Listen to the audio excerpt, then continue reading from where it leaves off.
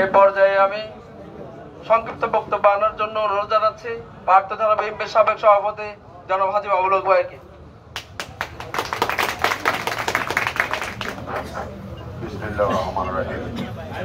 আসলে বোর্ডের বাতাস আসি গেছে, আপনারা সবাই জানেন, কেউ জানেন।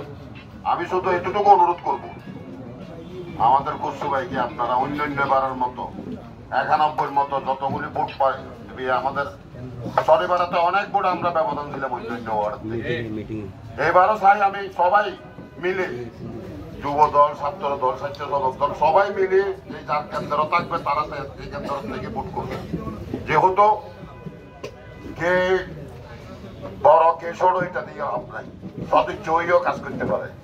এখানে বা পদ লাগবে, প্রেসিডেন্ট লাগবে, সভাপতি লাগবে, সেক্রেটারি লাগবে, চলে গিয়ে যদি আপনারা যদি কেলেঙ্কারি করেন তুলে হবে না। ভোট করতে হবে, ভোটের বাতাস আসছে, সবাইকে ভোট করতে হবে। এখানে তো ধরুন সভাপতি হবে একজন কেন্দ্র হয়েছে, আরগুলি কি হবে, আরগুলি সদস্য হবে, বিভিন্ন রকম পদ হিসেবে হবে। এখানে লইয়ে যেন কোনো কথা না হয়, আমরা ওয়ার্ডের প্রেসিডেন্ট সেক্রেটারি যারা আছে তারা আবার আমরা কয়েকজন মিলে আমরা তোমাদেরকে যে যেখানে আছে, যার ওয়ার্ডে আছে, যে যা কেন্দ্র আছে, এই কেন্দ্র মিলে আমরা সুন্দর করে সেটিং করে দেবো ইনশাল্লাহ। আপনারা সবাই ধানের শীষের ভোটের জন্য ঘরে ঘরে যান। আমাদের রাজু ভাই তারা তো আগের থেকে উড়ান পড়ক শুরু করছে, আমি আবারও বলবো ওরা একটু থামে গেছে, এখন আবার শুরু করে দেবো আজকের থেকে। সবাইকে নিয়ে যে একদিন আপনারা প্রেসিডেন্ট সেক্রেটারি হয়েছেন, আপনারা বিভিন্ন ওয়ার্ডে যাইয়া, বিভিন্ন কেন্দ্র যাইয়া, কেন্দ্র ওয়াইজ যাইয়া আপনারা এই কাজটা করে দেবেন।